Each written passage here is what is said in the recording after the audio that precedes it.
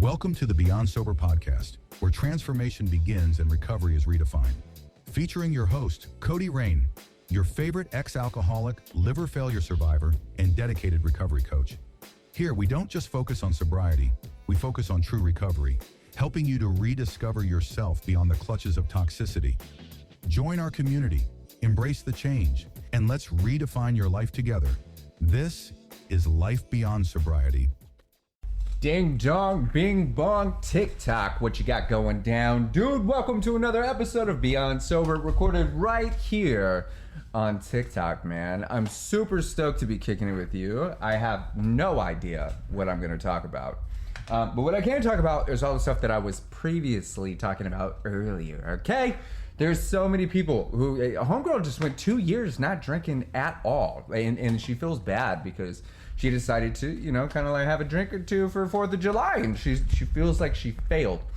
My question to anyone who has like been abstinent or practicing not drinking alcohol, improving their quality of life, what does it mean that you failed? You failed at what? What constitutes feeling like a failure in sobriety?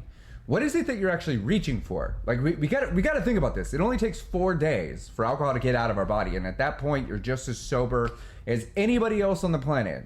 Just as sober as someone who's been in a program their whole life.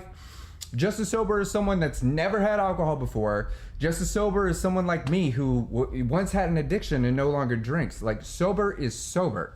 So what is it? Like, who ingrained this in our head that if we decide to drink, that we did something wrong, that we lost something, that something bad has happened?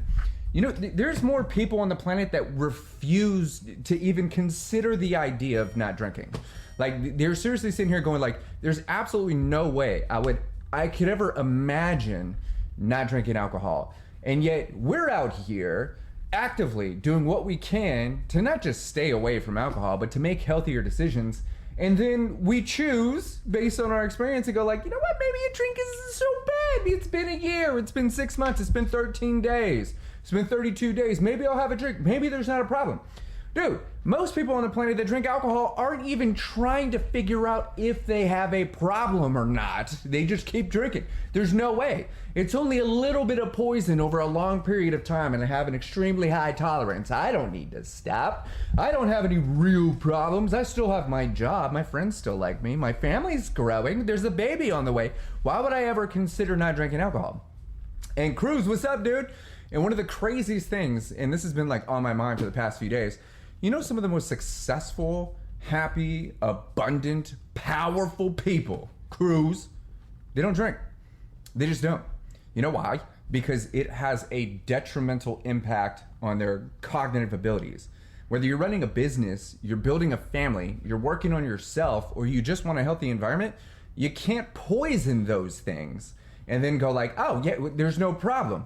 You don't just like go like, today's the best day of my life, I want to ruin it with toxins. How about I put a carcinogen, a cancer-causing carcinogen in my body because I won the award, I reached my goals, I'm making more money now, might as well hurt myself, might as well sacrifice these next 3 or 4 days, right?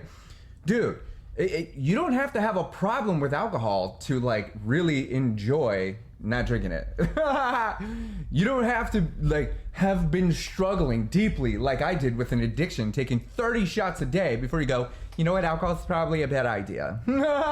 Probably not for me. You don't have to reach rock bottom for you to go, you know what, I actually deserve to like be a little bit healthier. I deserve to feel better about myself and my accomplishments and who I am and what I'm doing, where I'm going, my environment, who I'm associating with. I deserve, just because I want it, to love my body, to love my mind, right? Now, alcohol may give me the illusion that I care because every single sip is an act of self-care when you're unhealthy. I'm going to say this again. Every single sip is an act of self-care when you're unhealthy. When you're unhealthy, you're going, I'm in pain. When you're unhealthy, I'm going, this hurts, I need to get away. When you're unhealthy, you're finding all the reasons why you need to escape. Because if you're not in pain, you're doing something good for yourself, right? If you're not full of anxiety, then you're taking care of your body, right? That's nothing one more sip won't fix. So we have to remember this, dude. Like, healthy people or people who are practicing healthy behavior feel the exact same things. They just make different decisions. They go like, yeah, I'm going to drink water. Yeah, I'm going to go out. Yeah, I'm going out to the gym, right? That's the only difference between people who are struggling and people who are struggling forward. You could struggle in place there, Brenna, and go nowhere and feel stuck and never really move further than not drinking. Or you could actively start working on building a brain and a body and an environment over time that you actually love, that you enjoy, that you're excited about, dude. Now, sometimes I annoy the holy crap out of myself because life is awesome and I enjoy living it. The truth with this is I am life. I don't have one. I'm experiencing myself. Nothing's happening to me. I'm literally sitting here with you, hearing my own words, and those words are affecting my brain, and my brain's coming up with new words based on what I just said. Am I even in control, Cushy? Who's speaking? What's up, girl? How you doing, Bailey? You know, so we gotta really, really, really remember this and go, okay, I could either live in the illusion that I don't care. I could live in an alternate reality that everything's okay, yet everything is actually getting worse for me, emotionally, physically, energetically, financially, recreationally. Or I could just face these things, do the hard stuff now, and then to have a life of ease that I really truly enjoy, that it is fun to wake up. I'm actually excited to, start the day. What's up, H2O? For all struggling, listen to this man's words. He speaks wonders. Trust me, Cushy. Dude, I sincerely appreciate you. It took me a long time to, once again, even grasp the concepts that I share. What's up? Hey, Nightmare, thank you so much. I think that's what it says. But the truth is that I've been practicing these concepts and these truths. I've made them a reality over years of not just not drinking, but actual practice. And trying to get to zero drinks, Joe, dude, I got you, man. Don't even trip. So here's how you get to zero drinks. If this is your drink, put it down. Don't pick it up again. That's it. Zero drinks, bro. If that's all you want to do, then just put it down, wait 4 days, and you're done. But here's the trip. You don't want to get to zero drinks. You want to become someone that doesn't want one drink. Getting to zero drinks is easy, dude. If you don't have a drink in your hand right now, you're at zero drinks. Day 13, no alcohol. I'm so stoked for you. We'll talk about that too. You don't want sobriety. Sobriety is stupid. That's the video I just put out. Sobriety is stupid if you're not using it to improve your quality of life, man. Who cares if you're drinking? You could have a great life and still drink casually. Alcohol can add some value to your life. Am I encouraging you to go pick it up? Absolutely not. But the point is that getting to zero drinks, first off, indicates that the amount of alcohol you're drinking right now is either too much, not adding value, or it's taking value away from your existence. Dude, Faith, you know what I'm talking about. So we gotta look at this and go all right, if I'm attempting to get to zero drinks, then what is the best practice? Because once again, sobriety is easy, bro. Sobriety is easy when you're happy and healthy. Because happy, healthy people don't struggle with sobriety or addictions or anything like that. They don't. Because they don't put themselves in circumstances where they're gonna reach towards something poisonous, something toxic. Happy, healthy people surround themselves in a happy, healthy environment in their brain, happy, healthy body, literal, physical, happy, healthy people, and friends and relationships and all those things. So there's no reason for them to go, I'd rather be over there. You're fine where you are. You have everything you need right now. So the trip is getting down to zero drinks. There's a few different ways to do it. You can go, hey, I'm gonna put the drink down, go cold turkey, which we're gonna talk about that. Wait 4 days and I'm just as sober as anybody else, right? Literally takes 4 days for alcohol, on average, to get out of your body. And at that point, you're just as sober as you're ever gonna be. You're not gonna be more sober in 2 years. You won't be more sober on your deathbed. Sober is sober. If there's zero amount of alcohol in your body, you are equally as sober as anybody else that doesn't have alcohol in their body, okay? So the point with this is going, well, how much am I drinking? Who cares? It doesn't matter why you're drinking the way you are. That doesn't change anything. Because the fact still remains that you're not happy with the amount that you're drinking. You're not happy with the results you're getting from alcohol to the point of you wanting to go, dude, I need to drink zero. Totally cool. So average it out. You're either going to quit cold turkey, put it down, don't pick it up, wait 4 days, and hope that you're a different person in 4 days. Or you're going to practice drinking less over time and get down to a point where you're like, alcohol's just not even doing anything for me anymore. I don't necessarily want to drink it. I'm not getting a buzz. I mean, it tastes good. It's not necessarily relaxing me. It's more of just a habit. It's not actually doing anything for me, so it's actually just easier for me to stop drinking it, right?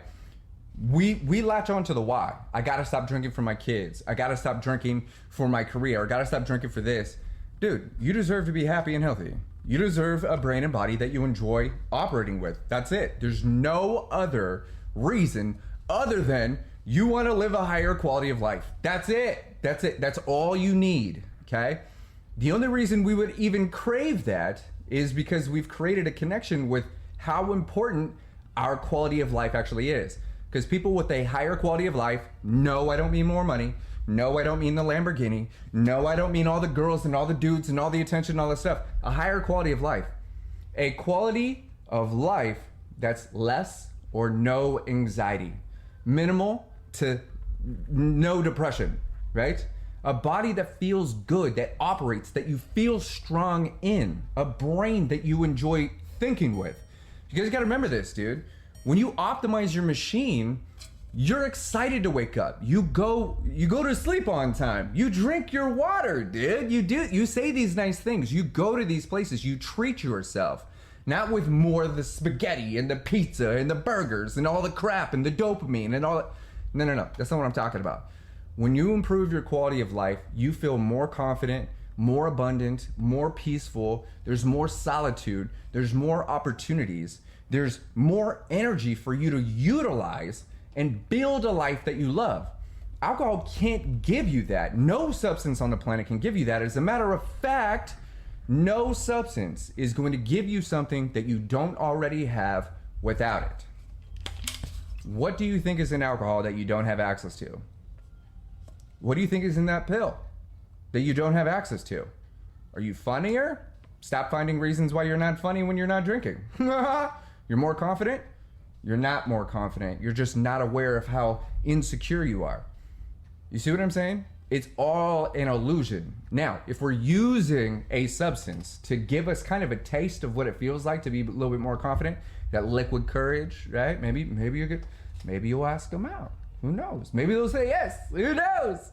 But if you're utilizing alcohol or any substance as a tool to experience a version of yourself that you believe is a little bit harder to access without it, then you're utilizing it, you're creating a micro dependency so you could actually start improving your quality of life. Do you understand that? Alcohol doesn't give you anything. It doesn't unlock something. There's so many people that I talk to, and the number one reason people drink is because of the anxiety. They go like, I have anxiety, so I drink, so it calms my nerves. I drink after work because I had a long day. I don't know how to relax without it. The trip with this is boredom. I get you, bro. Dylan, we're going to talk about this. We go like, I get bored real easily, so I just drink. So we got to look at this. Dylan, your life isn't boring, dude. You are. You are a boring person. Just accept it. Because once you accept the fact that you're actually kind of boring and you suck at entertaining yourself, you just go, oh, well, okay, well, I got to practice doing something entertaining. I can't just drink.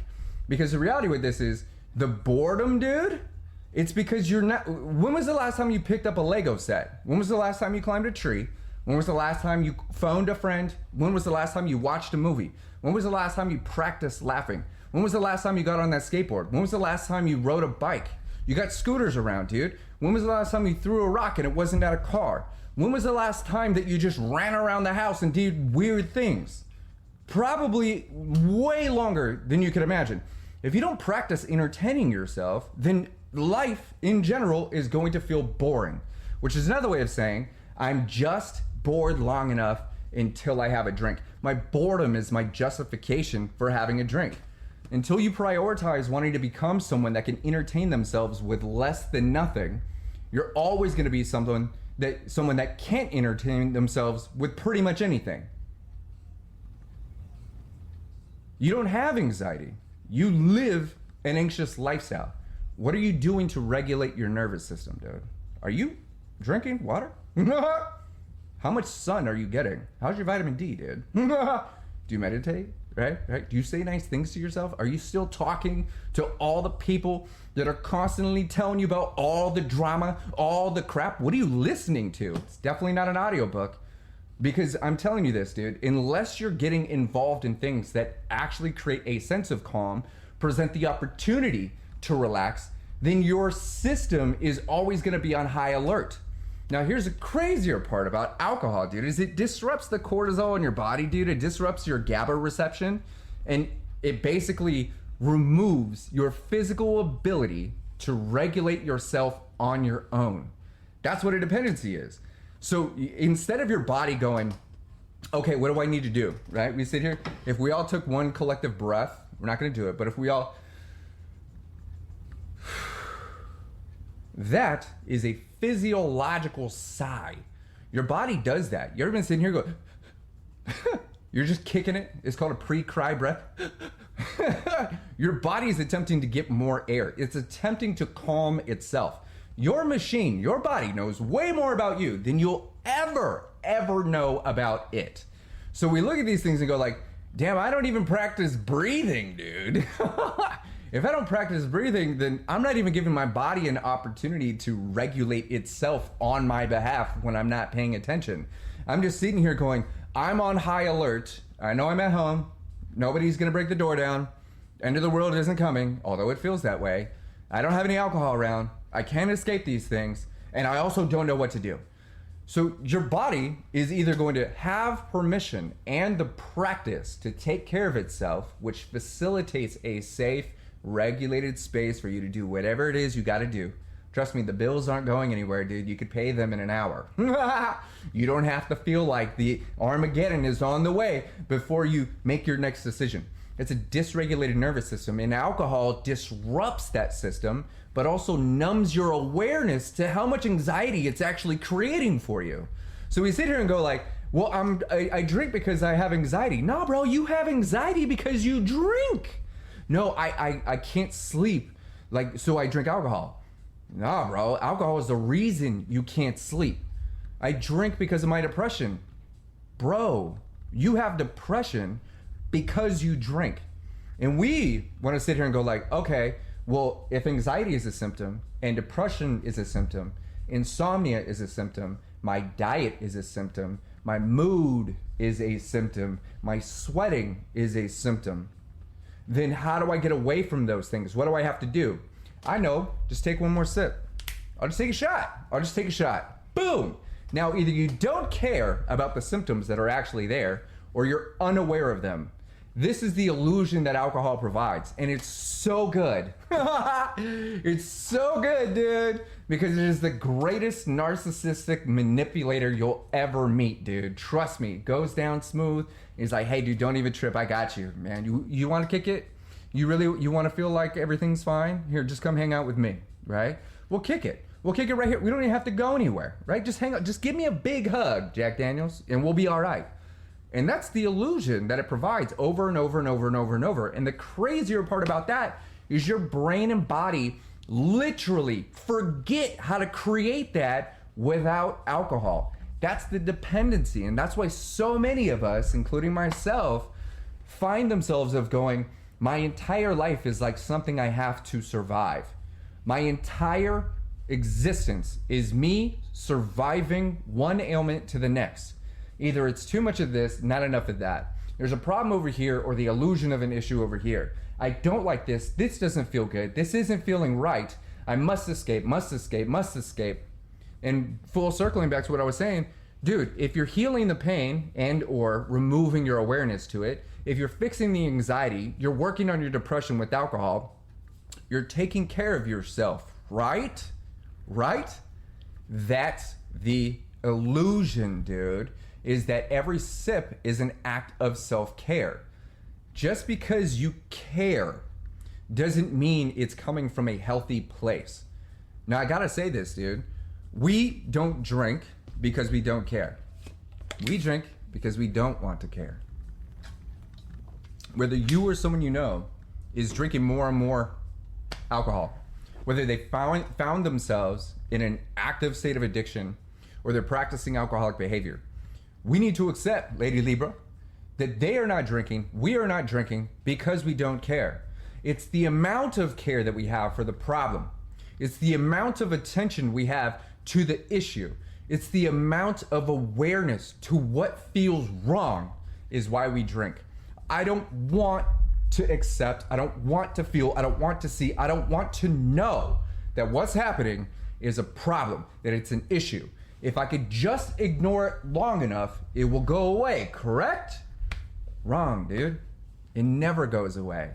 Either you stop caring about it in time, it stays there, but you have literally degraded yourself to such a degree that you just accept it for the problem that it is, or you just become someone that is so good at staying as far away from it as possible, you've convinced yourself that it doesn't matter anymore. Dude, I have to deal with this like with a 5-year-old. Not this exact thing, but here's my example. This beautiful, beautiful baby girl, 5 years old, randomly just started hitting, okay? Just started hitting. And I'm sitting here going like, that hurts. But she's coming up to me going, in my face, dude, boom. And I'm like, dude, she's 5. Like, I'm not taking it personally, but it doesn't feel good. Boom, boom.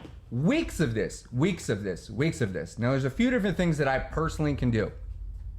First off, do I care? Yeah, I care a lot. I care enough to go, that's not a good idea. Please stop. Please stop hitting me. Please stop hurting me, right? That's not okay. That's not what we do. And I can try and negotiate with a 5-year-old who hasn't developed sanity yet. Or I could pretend like it doesn't hurt me and still take the hits because she's 5. She's 5. This is what they do.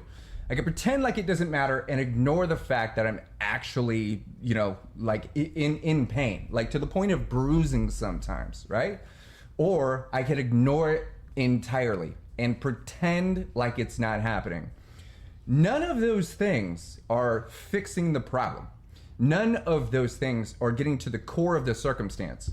First off, somewhere there's a miscommunication thinking that it is okay to hit somebody in the face. It's not. Somewhere there's a miscommunication thinking that that's appropriate behavior. It isn't. So I have to take it upon myself instead of drinking about it to go, hey, this hurts. I really don't like this. This isn't good. And I have to go through all the negotiation tactics with the 5-year-old that's smiling in my face and smacking it at the same time.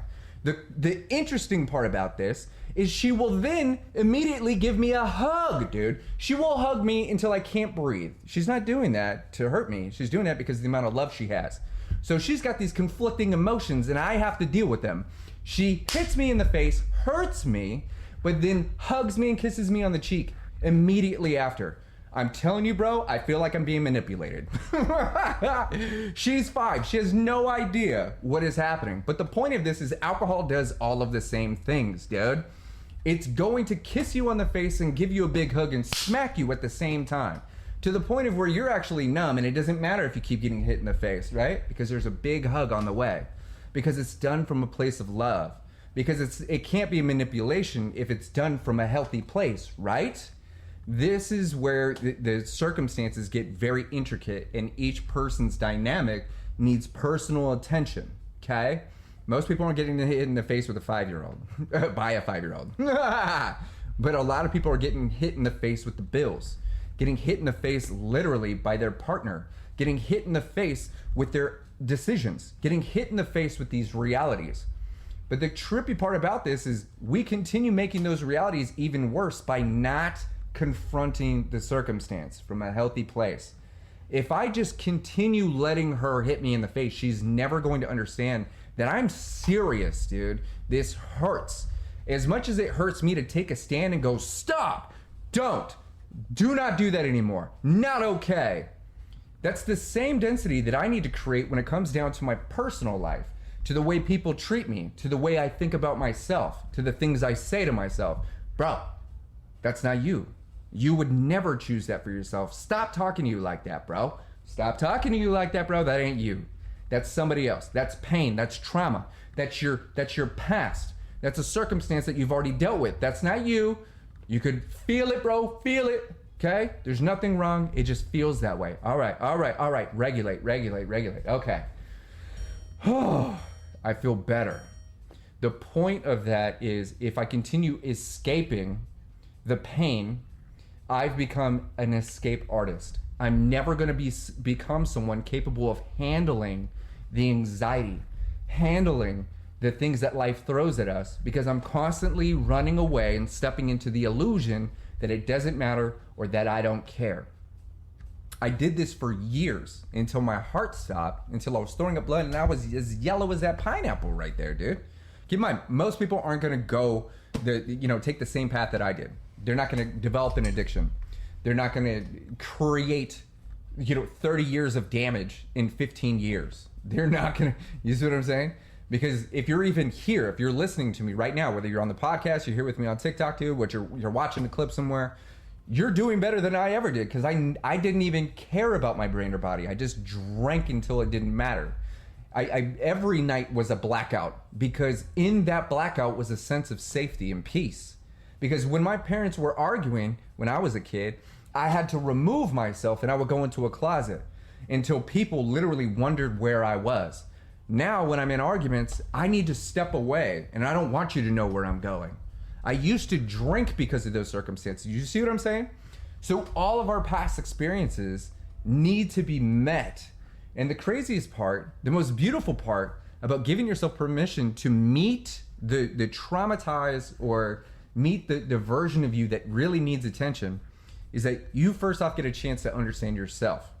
You find more and more reasons why you deserve love and respect and kindness and admiration instead of pain and turmoil and anxiety and more depression. You stop making things harder on yourself and you stop escaping these things. You start to realize that your brain's not going to explode because you feel bad. You start to accept the beauty in the pain and go, I'm so thankful that I get the opportunity to feel this bad. Normally I'd be numb to this, but I'm getting stronger and I understand it. The resilience comes. What's up, Blaine? The resilience comes with accepting the natural human responses that are a part of our everyday life, dude. I know what it's like to live in an illusion, dude. I know, holy crap, dude. Honestly, I used to wake up and take a shot. Whether it's like my body was going through withdrawals at 2 a.m. and I had to take another shot to stop the shakes. Whether it was 8 a.m. and I was feeling sick and I needed to take 3 or 4 shots just to calm down and feel normal. Dude, alcohol ruled my life. But my circumstances are extreme. The crazy part is I've worked with thousands of people. My programs have supported thousands. I've worked one-on-one with hundreds. There are so many people whose lives are actually determined by the amount of alcohol that's in their body or the amount of alcohol that's about to be, and they don't have an addiction. They don't even have a dependency. They just have this deep-rooted pattern and what we would call a habit that basically is going, my life has been set up to go, where the drink's at, dude? Every day there's alcohol in my fridge, so I'm gonna drink it. If you're drinking, then I'm drinking. If we're drinking, we're all drinking. And they don't realize how much pain and how much damage has been caused by practicing that much behavior over time. Most of the people that reach out to me have reached this point where they're like, it's so hard to do the basics in life, man. My memory's shot. My thoughts are weird, dude. Even healthy people that I know are still struggling to, take care of their mental health. But these amazing humans are going, no, dude, I deserve better. I'm tired of hurting myself by running away from the things that are ultimately going to make me stronger. You really think, we've all seen this. And they go like, I asked for strength, so I was given struggle. I asked for patience, so I was given chaos, right? These are the tools that we need to use that's a part of the human existence to not just be strong, but to feel strong, to get strong, to do strong things, not just for ourselves, but for others as well, man. And it's super trippy, dude. We just kind of like lose connection with ourselves and we go like, I don't even know where I went left, man. You live with a narcissist, sometimes it's hard. I get you, man. So I used to practice a ton of narcissistic behavior. I was never diagnosed narcissist.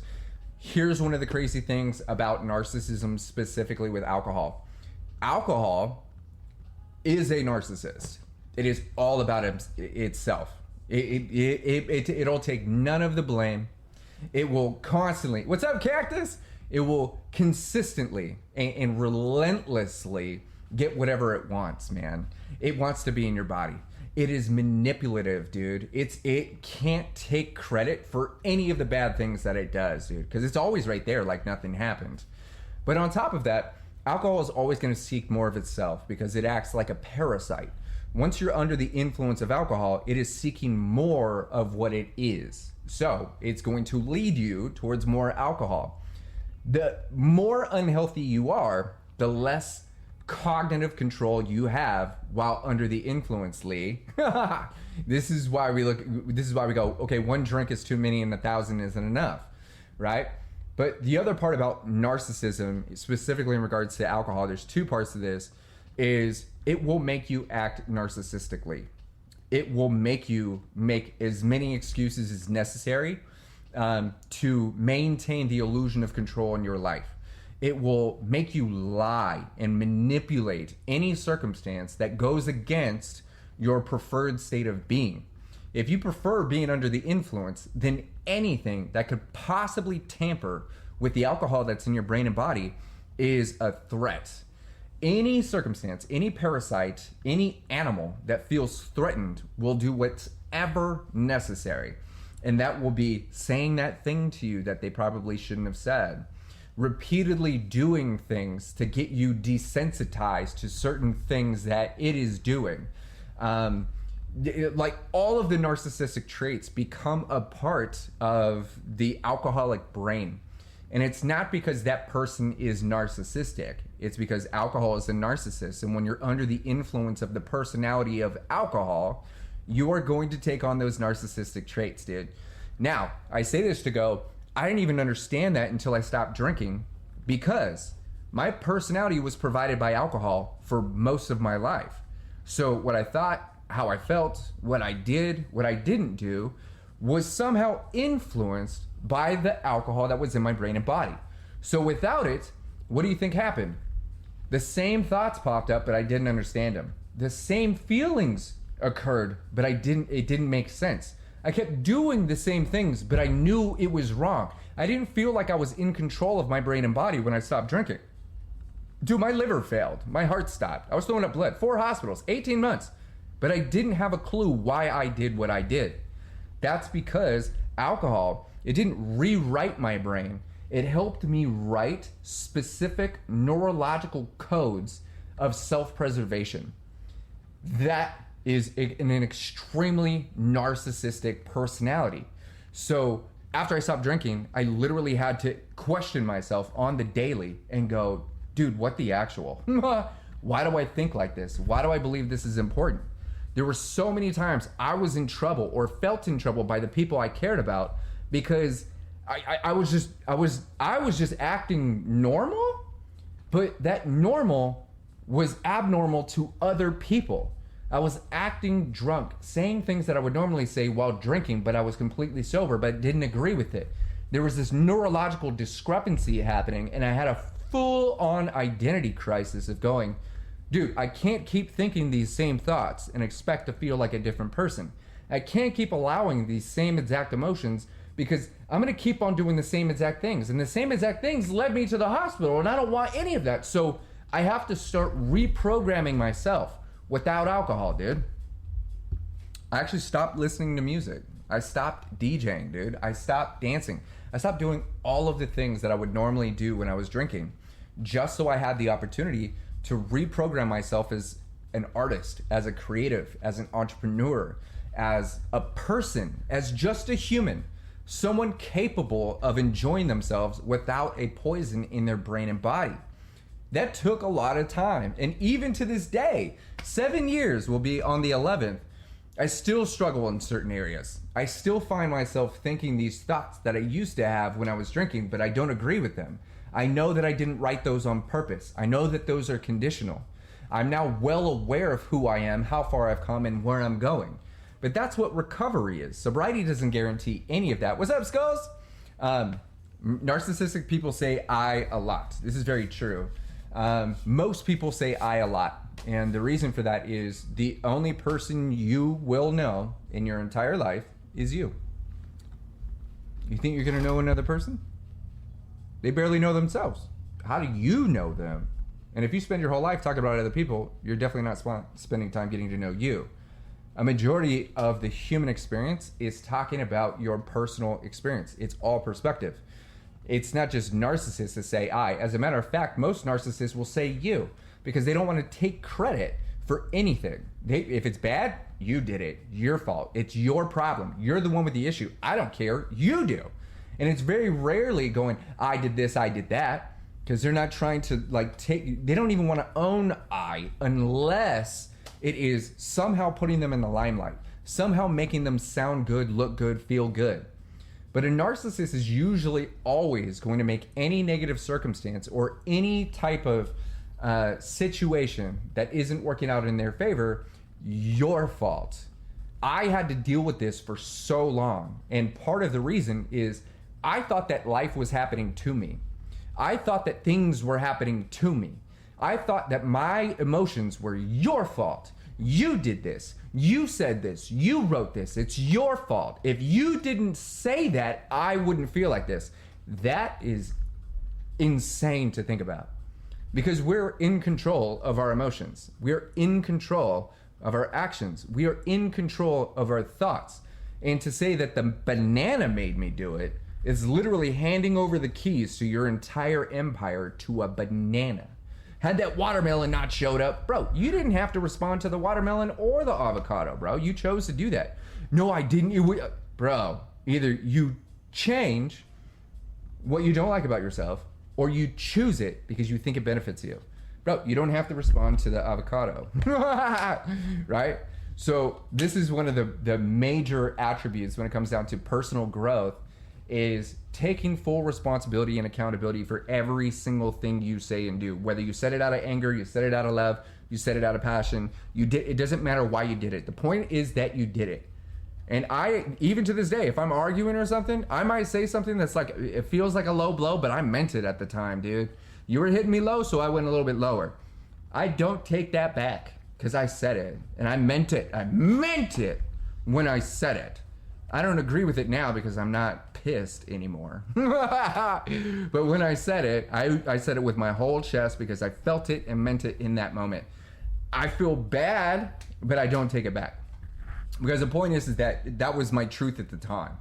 So this is when I'm working with someone through recovery, through reprogramming, through the adjustment period, that is one of the most major things that we work on is accountability and acceptance. It's accepting things for what they are. It's accepting the fact that this is a pineapple and not a watermelon. Just because you would prefer 3 dancing watermelons doesn't change the fact that 3 dancing pineapples are up there. Dude, it exists whether you care or not. So you could either apply an emotion and go, well, I'm going to be pissed until I see a watermelon. Or you just go, look at all those pretty pineapples. You have the option of shifting your perspective and changing your emotion at any time, dude. Anytime. But this goes back to what I was saying. If the only thing we do is practicing running away from the fact that strawberries are falling from the screen, then we're never going to be someone that actually enjoys those strawberries. We just won't. We're not even practicing. We're just finding reasons why it's not the way we want it to be, and there's a problem. Therefore, I feel some kind of way. We could just allow things to be what they are, dude. We have one life. We shouldn't self-sabotage or allow others to destroy it. No second chance at it. Julie, I agree with you. Here's the trippy part, and the reason why this is kind of somewhat of a controversial circumstance is I've been dead before. I know what it's like to not be human. I know what it's like to become one with the universe. I know what it's like to feel like God. This gets controversial real quick, dude, so if you guys can't handle this, it's not your fault, dude. Feel free to scroll. But I've been dead and I'm back. This is my second opportunity at life. Whether you believe in heaven, hell, reincarnation, there's always another opportunity. But this is the life that you're living now. And there's no reason why we should self-sabotage and find reasons why we don't deserve to live it. So many of us people that I work with, they struggle with self-worth, man. They struggle with validation. They struggle with thinking they're enough. They don't have enough. They haven't done enough. They'll never be enough. And the reality with this is that's not even their thoughts. That was put in their head by somebody. Either their current, like their parents, right? Their siblings, the people they're around. The words we say and what we say and what we choose to think and what we allow in our environment directly impacts how we feel about ourselves and the world. So if we're continuously finding ourselves in circumstances where we're self-sabotaging, two things for this, and I still do this to this day, and I gotta get snapped out of it. Some deeply traumatized humans are really good at self-sabotaging, and I'll tell you why in just a second. But the point of this is that when you've been through enough trauma, you would rather be the cause of the problem than to feel like it's happening to you. So we sacrifice these things. We go, well, we'll just break up then. We're better off without each other, right? Look at the mess we made trying to prove to each other that we were fine without each other. Look at all the chaos we created just to prove that we don't need each other. When in reality, we deserve that person deserves us. When in reality, the self-sabotage isn't necessary. It's actually other people's job to sabotage things on our behalf, if they choose to do so. But if they spend a majority of their time taking care of themselves, they wouldn't feel like someone else needs to be sabotaged. The other part with all of this is self-sabotage is so easy, especially when you've been through circumstances where your absence feels more powerful than your presence. And one of the phrases that I've had to remember, and I use this with friends, if I would call you a friend, if your absence doesn't upset them, then your presence never mattered. But if they're not upset that you're not around, then you being around never mattered, or it doesn't matter. And that is an incredibly uncomfortable truth. Personal growth is an intensely isolated internal experience, dude. The more time you spend with yourself, the more you understand who you are, what you're capable of. The more you generate for yourself, the more boundaries you create, the more circumstances you facilitate for yourself, because your self-worth increases. I see Frojo with a booty. What's up, man? And you start doing things for yourself, not to get validation, but because you already feel validated.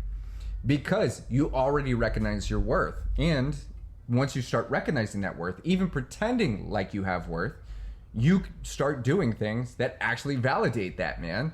Like Frojo knows, bro. Frojo's been through he's been through it all, man. All of it. And as he not just got sober, not just stopped drinking, but as he started practicing these healthier behaviors, his self-worth, his personal value started to increase. Not the value that he has for other people, but the value that he sees in himself. And he goes, nah, bro, I deserve to feel good. I don't need to just not drink. I actually want to improve my quality of life. So I'm going to get this job. I'm going to call this person. I'm going to create this content. I'm going to eat this food. I'm going to go to these places. Not because I deserved it and I earned it, but because I'm alive and I can and I want to, right? And the more we sit here and go like, if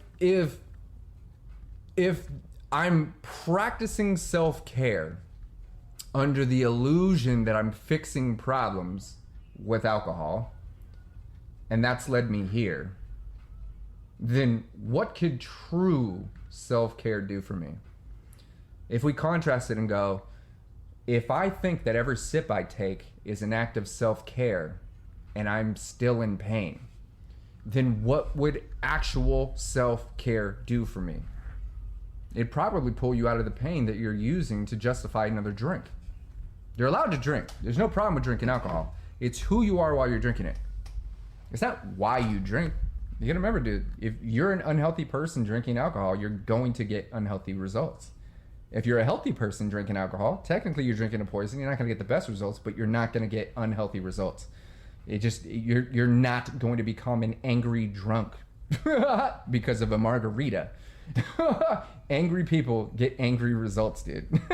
To me, that's the point of life, like a celebration of myself. 100%, dude. You got to keep in mind, dude, we all don't have a life, dude. Like I don't have a life. You don't have a life. We are life. Because if we all had lives, Julie, we would just trade. I'd give you my life, and then you give me yours, and we'll trade back. You don't own it, dude. You are life. You're experiencing yourself at all moments. I was talking to homegirl about this the other day. I was like, hey, girl, I could tell you I love you.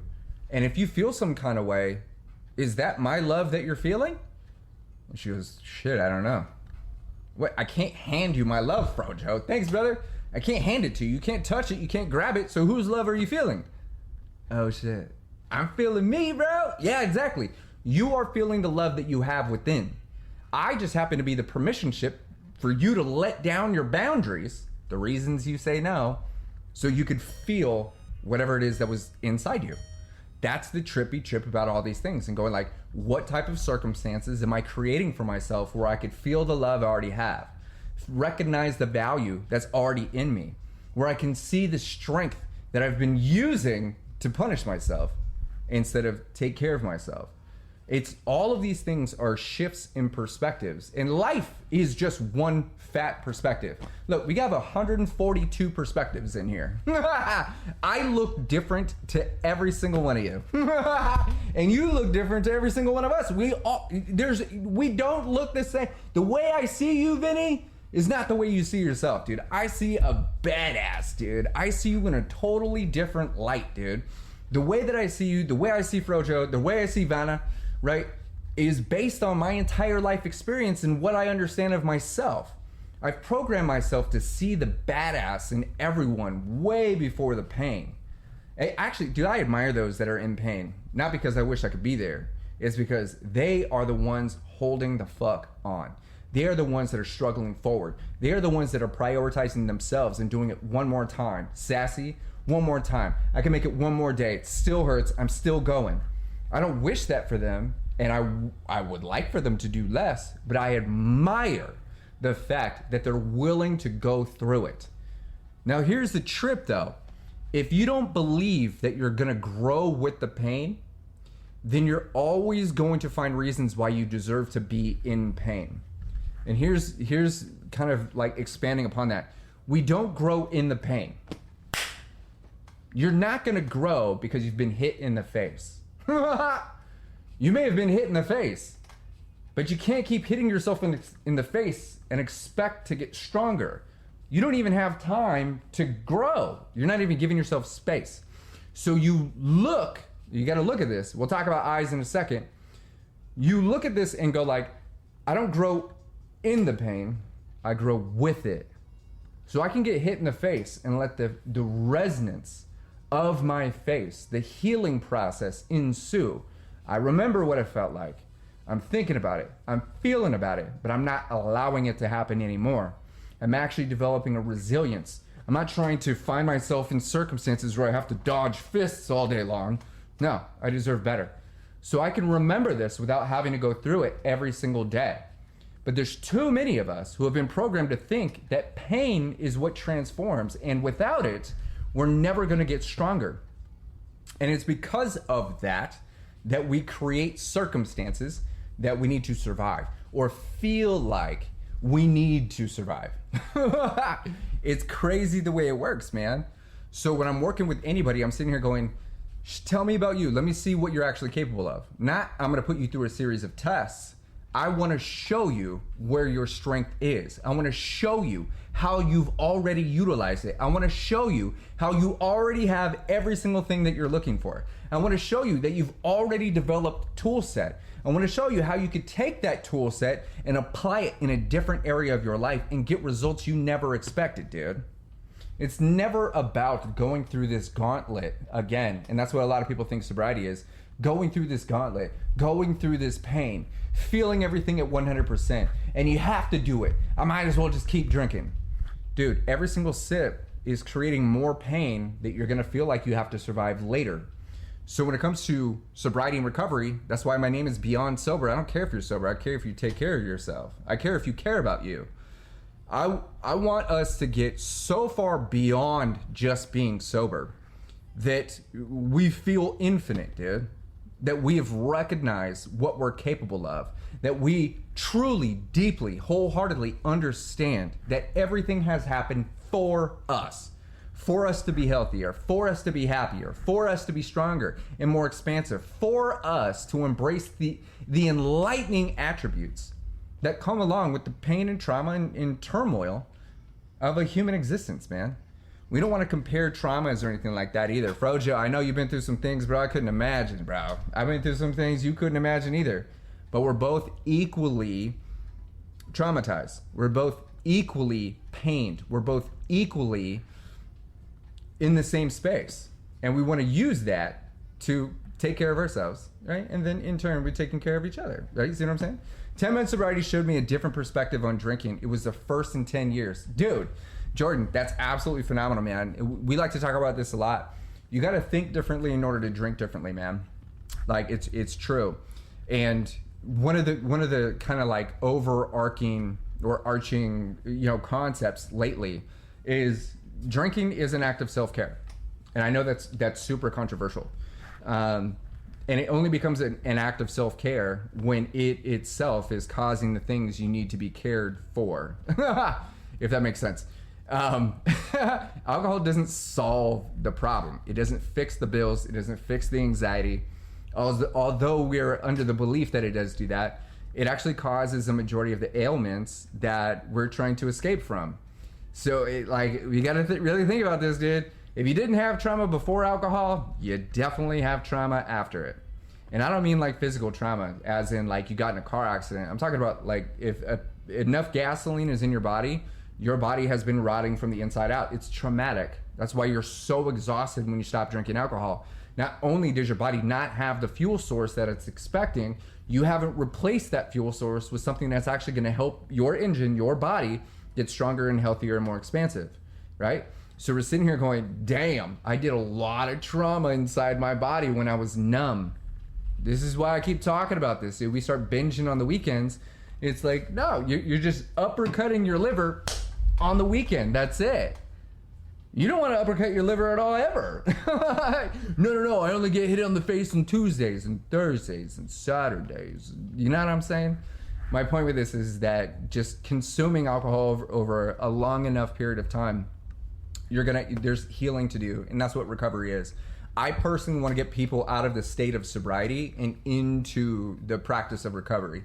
Healing from all of the things that make us want to drink, dude.